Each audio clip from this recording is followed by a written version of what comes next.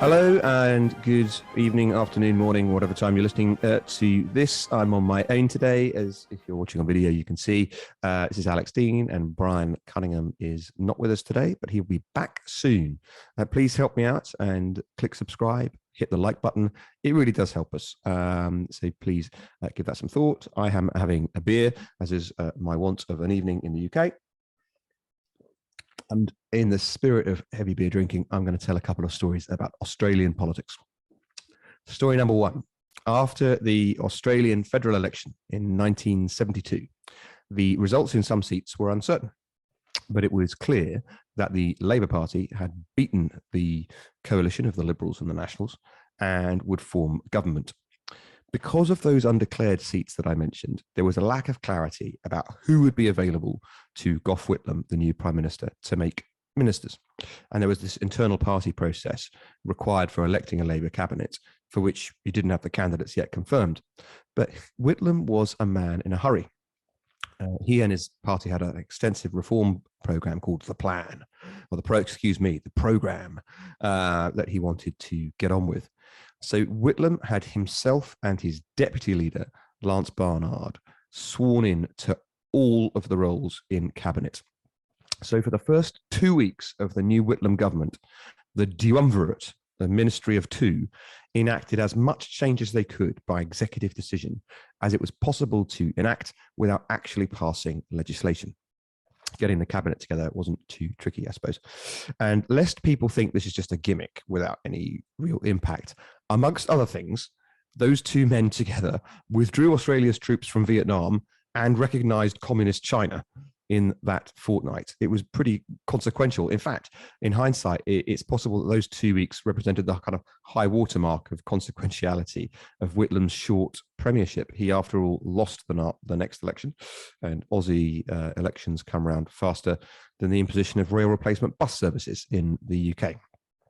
But anyway, back to the Duumvirate. Formally speaking, Gough Whitlam was Prime Minister, Treasurer or Chancellor, Attorney General, Minister of Foreign Affairs, Customs and Excise, Trade and Industry, Shipping and Transport, Education and Science, Civil Aviation, Housing, Works, External Territories, Environment, Aborigines, and the Arts. And on the other hand, his relatively lightly burdened deputy was Deputy Prime Minister, Postmaster General, and Minister for Defence, Supply, the Army, the Navy, the Air Force, Labour and National Service, Social Services, Immigration, the Interior, Primary Industry, Repatriation, Health, and National Development. That is the smallest government in any Westminster system anywhere in history. When the certification of the election results was finally done in every seat, the Labour Party's parliamentary caucus elected a full 27-person ministry a fortnight later. And the newly appointed Minister for Services and Property, Fred Daly, declared, "I wouldn't care if he'd made me Canberra dog catcher as long as I'm in." And I think that's a sentiment that some people might recognize in politics even today.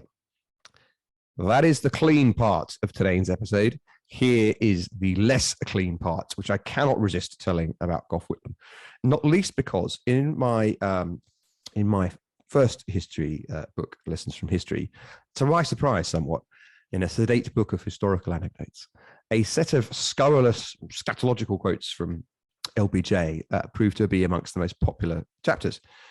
And perhaps less surprisingly, Australian politics yields a yet richer vein of rudeness. So here are a few from Gough Whitlam, the Prime Minister I was just talking about. And if you are listening to this with your child, perhaps turn it off and listen to it on your own.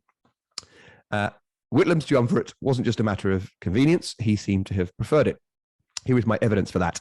When his full cabinet was finally appointed in December 1972, it was the first Labour government since Chifley's in 1949, and he opened the first Labour cabinet for over 20 years thus: "None of you cunts matter."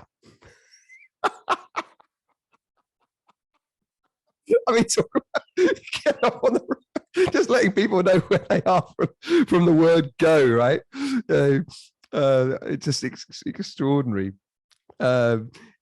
Same cabinet, same Prime Minister, effort to cut costs, demonstrate empathy with the working man and woman, Whitlam proposed to revoke the policy that members of parliament would fly first class, which is a privilege extended to them not just during their terms, by the way, but for life.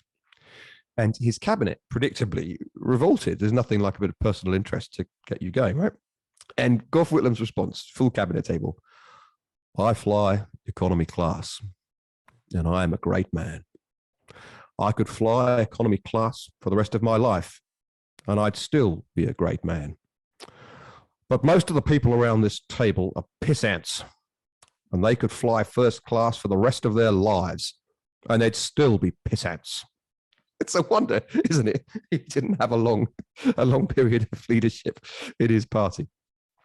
Probably my favorite, a guy called Winston Turnbull, no relation, greatly to his credit, of course, to the later Prime Minister Malcolm Turnbull in Australia.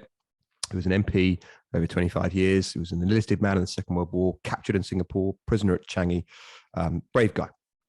Anyway, Winston Turnbull was a long-standing opponent of Whitlam's. He was a champion of rural issues.